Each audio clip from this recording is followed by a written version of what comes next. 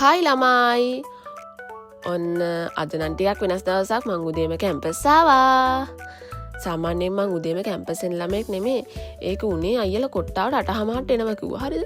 එයාලා ආවේ නැහැ. ඒකින්ද මට තනියම එන්න වුණා. ආපු ගමන් ඉතින් මම බර්ඩ් නෙස්ට් එකට තමයි ගියේ. මුලින්ම අපි යන්න අතන තමයි වාඩි වුණේ හොඳ දාතනාර. ඉතින් අවුව වැටිලා පිච්චෙන්න ගත්ත හින්දා මෙන්න මෙතනට ආවා. ඊට පස්සේ උදේම අපි කෑවේ උළුදු වඩේ. ඒක ඇත්තට මාර රහයි. හරිද? පස්සේ ලෙක්චර් එකක් තිබ්බ මාර බෝරින්. ඊට පස්සේ තමයි මේ කට්ටිය සෙට් උනේ. ඊට පස්සේ මං ගියා කැරවන් ෆ්‍රෙෂ් උඩ තියෙනවා gift shop එකක්.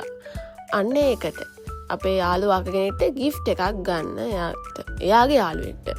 එතනදී මම මෙන්න මේ ස්ථානය දැක්කා. මෙතනදී මගේ inner childhood මතක් නෙවෙයි මතු වුණානේ. ෂෝක් යාළුවනේ තිබ්බ ටෙඩීස්ලා. ඊට පස්සේ මං ගියා බින් ෂෝ එකට.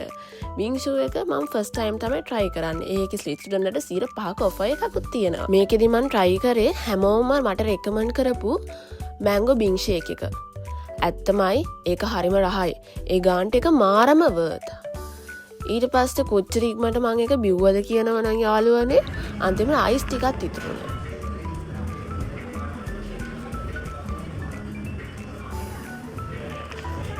ඒක ඉතින් දිය වෙනකම් බලන් ඉන්න බෑ. ඊට පස්සේ අපේ අක්කලා ගත්ත අයිස්ක්‍රීම් එකක්.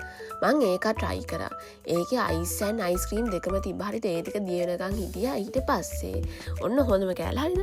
ඔන්න දැන් මං කොහමද බිව්වා. බිව්වට පස්සේ ඒකේ මැංගෝ පීසස් තිබ්බනේ. ඒව ගන්න මං ෆුල් try එකක් දුන්නා. හරිද? අරගෙන තව ඔන්න ඔහොම අර ඇද්දා. හරි තව ටීකින් ඒක හිර වෙලා මැරෙනවා.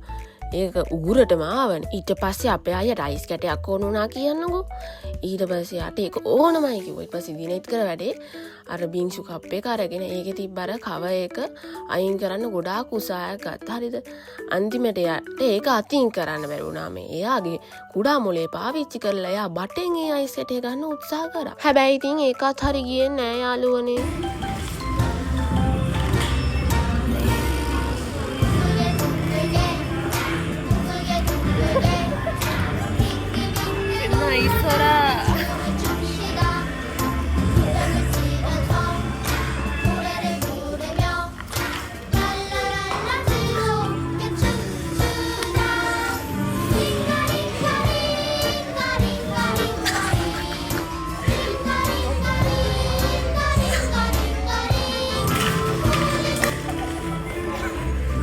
ඊට පස්සේ දෙමස්ලි ටික බායි කියලා 6:89 නගලා නුගේගොඩ යන්න පිටත් වුණා. වෙනද නම් 17 තමයි නගින්නේ. අද ඊද දවසක් ඉඳ 17 බස් එක තිබ්බේ නෑ.